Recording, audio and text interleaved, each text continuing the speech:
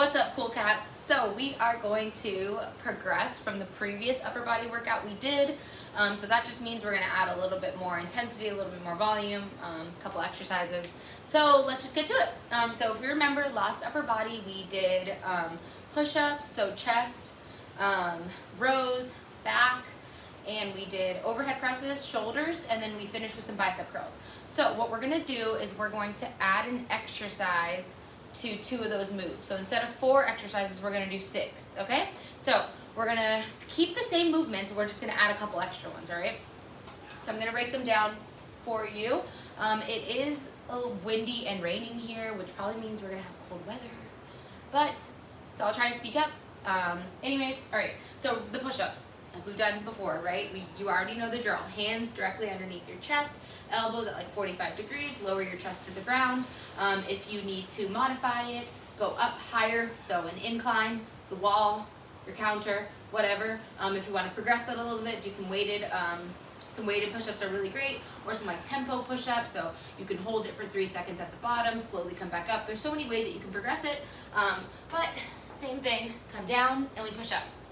All right, so then you're gonna do your sets of those, and then after you finish your sets there, you're gonna move on to a chest press. So a chest press is just literally a push-up, but instead, it's the same movement pattern.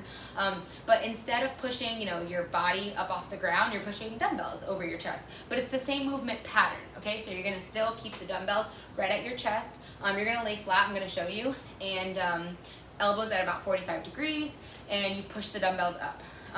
So one thing you wanna make sure, just to kind of keep in mind, when you're doing a dumbbell press, barbell press, whatever kind of chest press you're doing, you want to make sure that you stabilize your shoulders in the back first before you start, because what you don't want is your shoulders to be just moving around back there.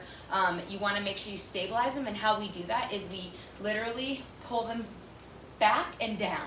So if you just squeeze your shoulder blades together in the back like you're trying to squeeze a pencil back there, and then drop them. So we don't want them like way up here. Okay, so I'll show you how that works on the bench, and then yeah. So we lean down, all the way back. Now before I start, I'm going to stabilize my shoulder blades, so squeeze them together and then down, okay? And then from here, elbows 45 degrees, and then we just push the dumbbell straight up. So straight up over your chest. All right, so again, you're going to work in that strength rep range, so if you have the option to choose weights, then definitely choose a moderate to heavy weight and go for 6, 8, 10 reps. 3 sets of those again, so take a break after each set, so do 6 or 8, take a break, 2 to 3 minutes, let your body fully recover, and then do it again. What else did I want to mention there? I think that's really it there. You can use dumbbells for that, you can use barbell, of course. There's different variations. You can use kettlebells if you want to. Oh, you can do this on the floor too. If you're working out at home and you don't have a bench, just do it on the floor. Same thing. Okay, so we're going to move on to our rows. So just like we did last time, we hinge forward at the hips, right? A nice flat back. We don't want it like rounded like this. So flat back, chest out, and then we pull the dumbbells up, squeeze our shoulder blades together in the back, allow a really good stretch there. So then to kind of add an exercise to our back, we're going to do some pullovers. So you're going to use a dumbbell, and you're going to lay flat on a bench. I think maybe I should show from the side. So you're going to lay flat on a bench, but your upper body's is the only part that's going to be on the bench, okay? All right, so we're going to sit here, and then just the upper part of your back. So probably like the midline to the upper part is going to be supported on the bench, and the rest of your body is going to be down. Feet in like 90 degrees, like in a bridge position, and you'll see it when I get in position. But, so we go down here.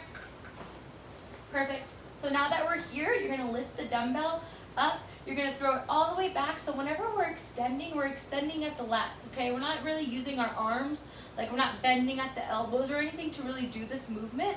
So relax your head all the way back, and then we drag it all the way forward. All the way back, and we drag it all the way forward, okay? Good.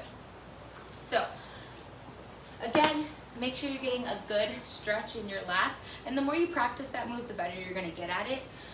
But same thing, same rep ranges, so probably 8 to 10 on that one, because just the position that you're in, it could you don't want to do too much weight in that position because you want to protect your shoulders always. And hanging a dumbbell over your head while your arms are extended isn't the best situation for your shoulders. So work with like maybe 8 to 10 reps. So that will just make you have to go a little bit lighter, but you can still get the same volume by adding those reps. Okay. And then the last two we already did last week, but I'll go through them briefly. So we already know our overhead press, how that works, right? Here, elbows together, and then just press the weight up over your head. 1, 2, all right. Same rep scheme. I do recommend, try to go up in either rep. So if you did 6 reps last week, try to do 8 with whatever weight you were using.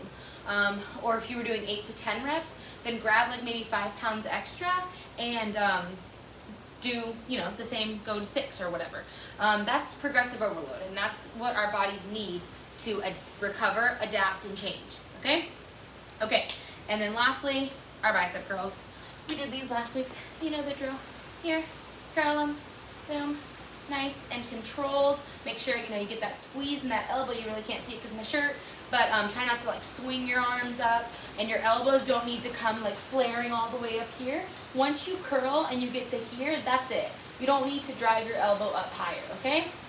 Wow, perfect timing now that there's a, whatever, rainstorm happening out there. I'm just too clever for my own good. Okay, so I will let you go, and I will see you next week. Hope you enjoyed it. Bye.